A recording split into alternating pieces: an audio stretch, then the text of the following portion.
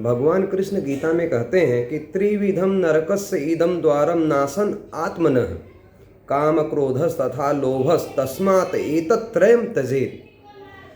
तो बोला नरक के 3 दरवाजे होते हैं जो नरक की तरफ ले जाने वाले हैं। वह क्या है? काम, क्रोध और लोभ।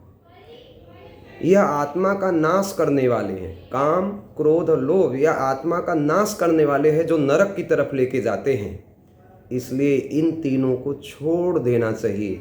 अभ्यास के द्वारा प्रयास करके धीरे धीरे इन तीनों अवगुणों को त्याग कर देना चाहिए, क्योंकि यह नरक की तरफ ले जाने वाले रास्ते हैं।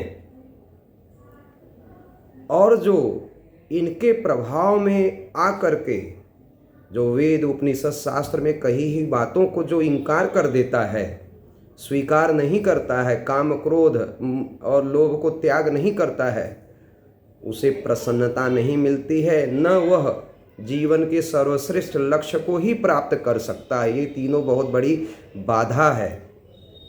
इसलिए जो गीता, शास्त्र, वेद, उपनिषद में जो अच्छी बातें कही गई है वह हमको यह सिखाती हैं कि क्या करना चाहिए और क्या नहीं करना चाहिए।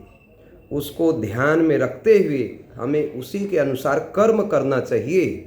अगर जीवन में हम सुख शांति जीवन में चाहते हैं, मानसिक शांति चाहते हैं, तो इन जो वेद, शास्त्र, उपनिषद में जो अच्छी बातें हैं उस पर चल करके ही, जो कठिन है लेकिन अभ्यास के द्वारा धीरे धीरे उस रास्ते पर चल करके हम लोग जो है प्रसन्नता प्राप्त कर सकते हैं, मानसिक शांति को प्राप्त कर सकते हैं। जीवन का अंतिम लक्ष्य क्या है? प्रसन्नता प्राप्त करना। और प्रसन्नता कभी गलत तरीके से मिलती नहीं है, वह सही रास्ते पर चलकर ही प्रसन्नता को हासिल किया जाता है।